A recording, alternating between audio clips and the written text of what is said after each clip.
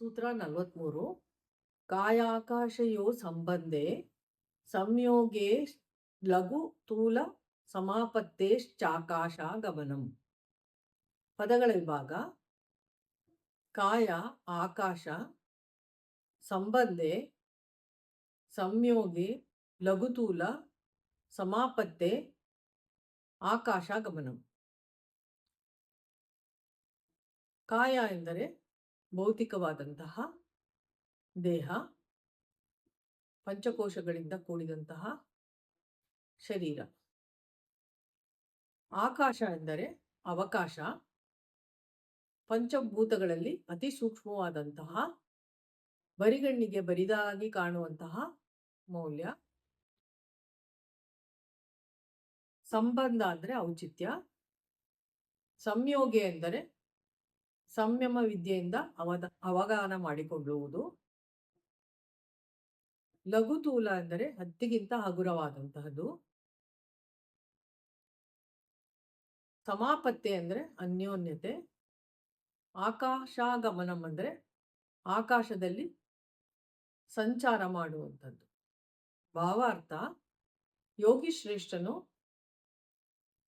ಪಂಚಕೋಶಗಳಿಂದ ಕೂಡಿದಂತಹ ದೇಹ, ಕಾಯ ಹಾಗೂ ಆಕಾಶದ ಒಳಗೆ ಎರಡಕ್ಕೂ ಸಂಯಮ ವಿದ್ಯೆಯಿಂದ ಅವಗಾಹ ಮಾಡಿಕೊಂಡಾಗ ಅವನ ದೇಹವು ಲಘುತೂಲ ಅಂದರೆ ಹತ್ತಿಗಿಂತಲೂ ಹಗುರವಾದಂತಹ ಅನುಭವವಾಗುತ್ತದೆ.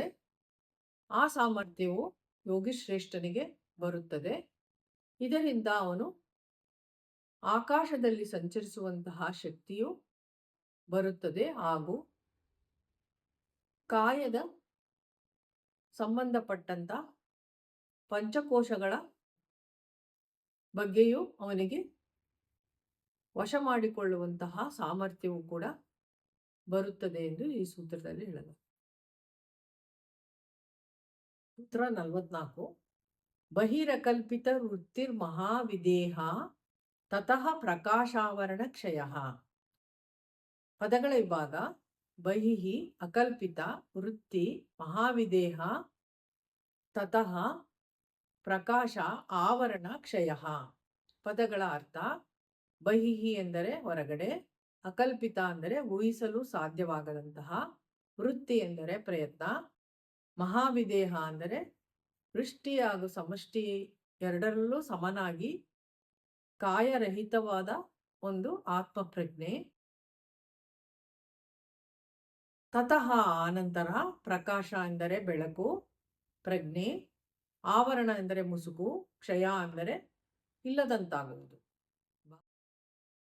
ಭಾವಾರ್ಥ: ಈ ಹಿಂದೆ ಯೋಗಿ ಶ್ರೇಷ್ಠನು ಶಬ್ದ ಮತ್ತೆ ಆಕಾಶ ಮತ್ತೆ ಕಾಯ ಸಮೂಹ ಮತ್ತೆ ಆಕಾಶ ಇವುಗಳ ಮೇಲೆ ಸಂಯಮ ವಿದ್ಯೆಯಿಂದ ಅವಗಾಹ ಮಾಡಿಕೊಂಡಾಗ ಅವನಿಗೆ ಇಚ್ಛಿತ ಕ್ಷೇತ್ರಗಳಲ್ಲಿ ಅದಕ್ಕೆ ಸಂಬಂಧಪಟ್ಟಂತಹ ವಿಚಾರಗಳನ್ನು ಅರಿತುಕೊಳ್ಳುವ ಅಥವಾ ತಿಳಿದುಕೊಳ್ಳುವ ಸಾಮರ್ಥ್ಯವು ಬರುತ್ತದೆ. ಇಲ್ಲಿ ಅವನು ವಿದೇಹ ರೂಪದಿಂದ ಇರುತ್ತಾನೆ. ನಂತರ ಅವನು ಮಹಾವಿದೇಹ ರೂಪಕ್ಕೆ ಬಂದಾಗ ಅವನಲ್ಲಿ ಹೆಚ್ಚಿನ ಸಾಮರ್ಥ್ಯವು ಬರುತ್ತದೆ. ಯಾವ ರೀತಿ ಅಗ್ನಿಪರ್ವತದಲ್ಲಿ ಭೂಸಾರ ಲಾವಾರಸವು ಹೊರಗೆ ಚಿಮ್ಮುತ್ತದೆಯೋ, ಅದು ಅಗ್ನಿಪರ್ವತವು ಒಳಗೆ ಇಟ್ಟುಕೊಳ್ಳಲಾಗದಂತಹ ಸ್ಥಿತಿ ಇರುತ್ತದೆಯೋ, ಅದೇ ರೀತಿ ಮಹಾವಿದೇಹದ ಸಾಮರ್ಥ್ಯವು ಅವಿದ್ಯೆ ಎಂಬ ಪರ್ವತವನ್ನು ಛೇದಿಸಿ ಪ್ರಕಾಶಕ್ಕೆ ಇರುವಂತಹ ಆವರಣಗಳನ್ನು ಕೂಡ ನಿವಾರಿಸಿ ಸಂಪೂರ್ಣ ಅಣುವಿನಿಂದ ಪರಬ್ರಹ್ಮದ ತನಕ ಇರುವ ಪೂರ್ಣ ದರ್ಶನವು ಯೋಗಿ ಶ್ರೇಷ್ಠನಿಗೆ ಆಗುತ್ತದೆ ಎಂಬುದು ಈ ಸೂತ್ರದ ಉದ್ಘೋಷ.